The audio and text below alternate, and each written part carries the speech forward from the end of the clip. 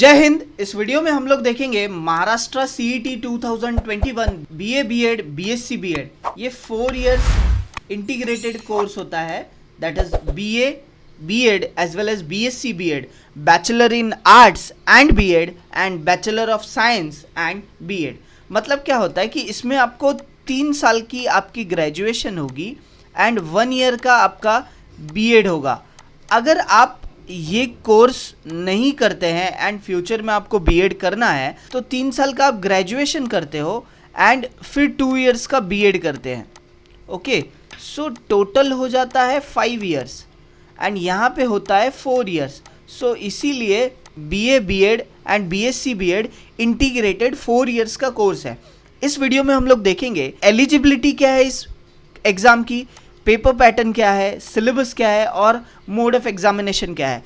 आगे आने वाले वीडियोस में मैं ये भी बताऊंगा कि इस कोर्स के लिए कौन से कॉलेजेस अच्छे हैं और कैप राउंड में आपको एडमिशन के लिए कैसे आपको जाना है। ये सारी चीज़ें इस डिटेल में मैं आपको इस चैनल पे बताऊंगा। सो चैनल को सब्सक्राइब करके रखिएगा। Now eligibility for Maharashtra CET exam लिखने के लिए क्या एलिजिबिलिटी है? Candidate should be Indian citizen.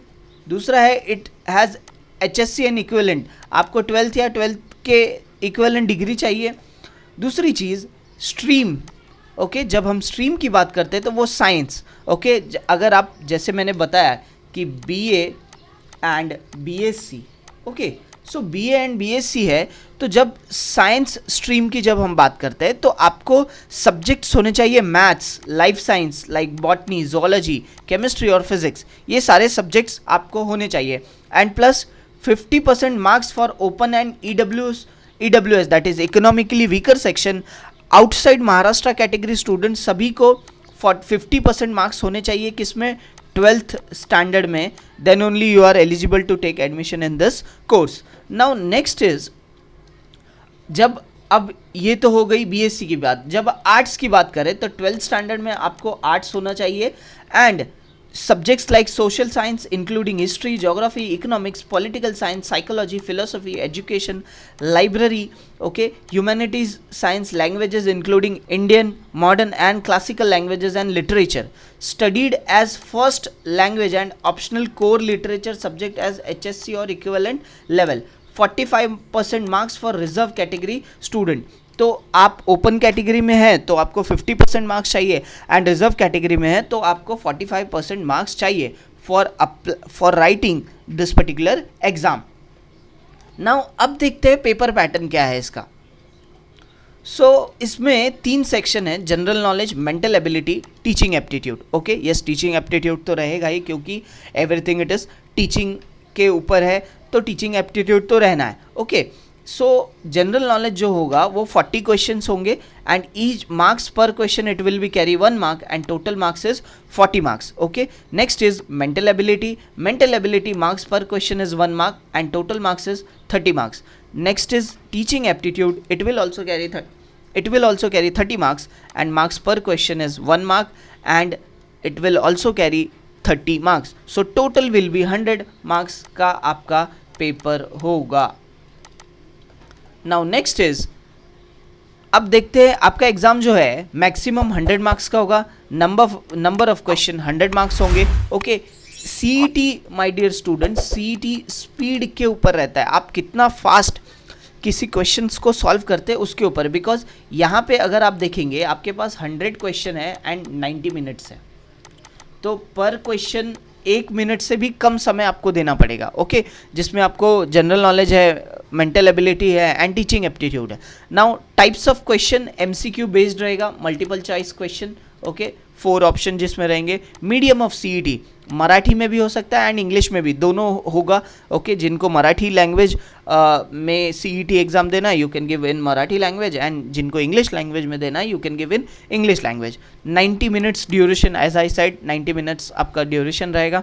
No negative marking, this is the advantage of the examination कि नो नेगेटिव मार्किंग होगा। Mode of examination it will be completely online, that is CBT mode and eligible score for admission non zero score in current year CET exam. मतलब क्या, आपको 1 तो marks लेके ही आना है, 0 नहीं होना चाहिए, 1 मार्क्स तो चाहिए ही चाहिए। Okay, then you are eligible to take admission in 4 year BA BSc integrated course. Now इसके बाद सबसे इम्पॉर्टेंट है सिलेबस की बात करते हैं। तो सबसे पहले जो 3 सेक्शन है उसमें पहला सेक्शन जनरल नॉलेज है जो 40 मार्क्स कैरी करता है। सो इसमें आपको क्या पूछेगा, basic general knowledge, books and authors, awards and honours, important national day जैसे योगा डे है, एनवायरनमेंट डे है, ये सारी चीज़ें आपको पूछेंगे। Person in news, important current events, science and technology, general science up to SSC level, various invention technology, history up to SSC level, geography up to SSC level, Indian civics and economics up to SSC level, Indian constitution with reference to education। ये आपका हो गया general knowledge का syllabus. Now next is mental ability which is 30 marks. This section aims to judge reasoning power and accuracy in thinking. This section will cover areas like reasoning ability, statement and conclusion, letter and number series, analogy, odd man out, numerical ability, logical problems, coding and decoding, ये mental ability पूछेंगे। Now teaching aptitude 30 marks का ये रहेगा।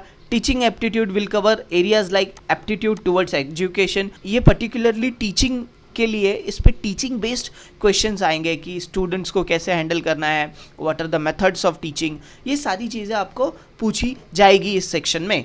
सो student and teaching profession, leadership qualities, emotional and social adjustment, intrapersonal relation and intrapersonal skill, general awareness and interest in teaching। so ये आपका syllabus है BEd 4 year integrated course के लिए। मैं आपको बता दूं 12th का जो आपका सिलेबस है फिजिक्स, केमिस्ट्री, बायोलॉजी या फिर आप आर्ट्स का जो सिलेबस है वो नहीं आएगा, ये अलग एक सिलेबस होता है।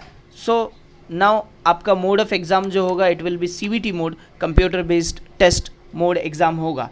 तो ये एक नटशेल में मैंने बताया कि BA BSc 4 year integrated course के लिए आप अप्लाई कर सकते हो। बहुत सारे स्टूडेंट्स जो होते हैं टीचिंग में आना चाहते हैं बट उनको बीएड करने का बाद में समझता है। अगर आप अभी से ही डिसाइड कर लो कि मुझे बीएड करना है एंड मुझे टीचिंग फैटर्निटी में जाना है, so for at 12th standard level it is very beneficial to you all कि आप डिसाइड किए और आपने करना चालू किया एट 12th स्टैंडर्ड लेवल पे ही।